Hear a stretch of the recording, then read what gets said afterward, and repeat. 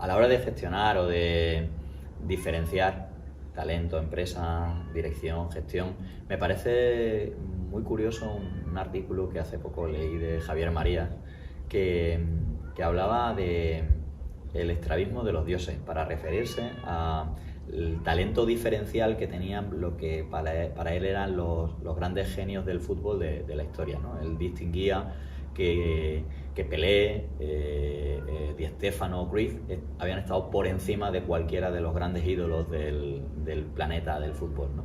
Y lo explicaba de una forma muy brillante para mí, ¿no? Que es bueno, estos señores, aparte de su capacidad individual, de su talento individual, de su destreza con el balón y su individualidad para resolver un partido, para marcar las diferencias, para hacer ganar a su equipo, llevando ellos el peso de diferencial, tenían algo que el resto no tenía, que era la capacidad no solo de ver a ras de hierba, como decía Javier Marías, sino también de mirar desde lo alto, desde lo más suspendido, desde una forma cenital, ¿no? Y ser capaz de ver el conjunto, de ofrecer soluciones de conjunto, de liderar a todo el equipo hacia un fin determinado, de aportar un valor estructural, ¿vale? Y de tomar decisiones que movilizaban a los demás, ¿vale? Y eso pues no lo tenían el resto de los grandes jugadores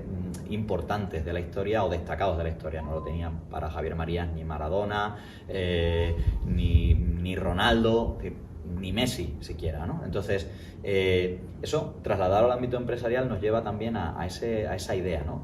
Puede haber un fantástico abogado súper especializado en una materia determinada, muy experto en su materia.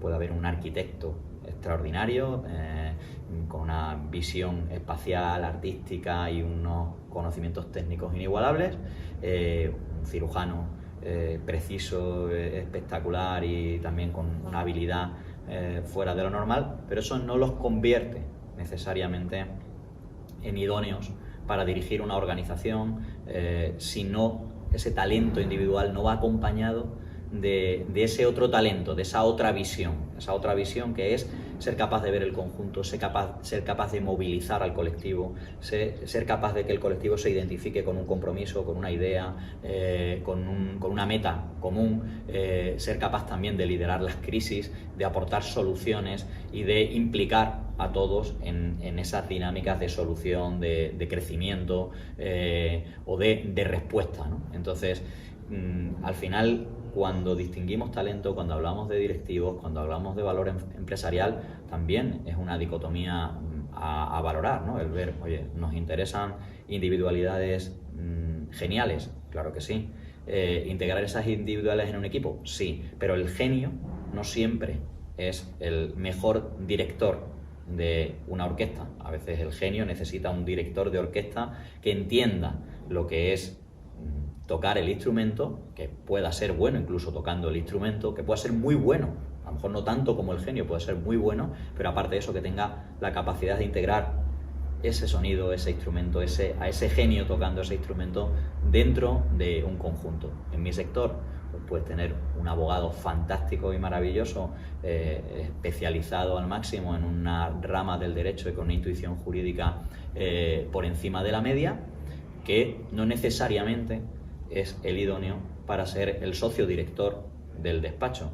Y a veces hay socios directores que también son ese tipo de genio jurídico. Estupendo. Ese despacho llegará mucho más lejos mezclando esas dos virtudes, esos dos grandes talentos.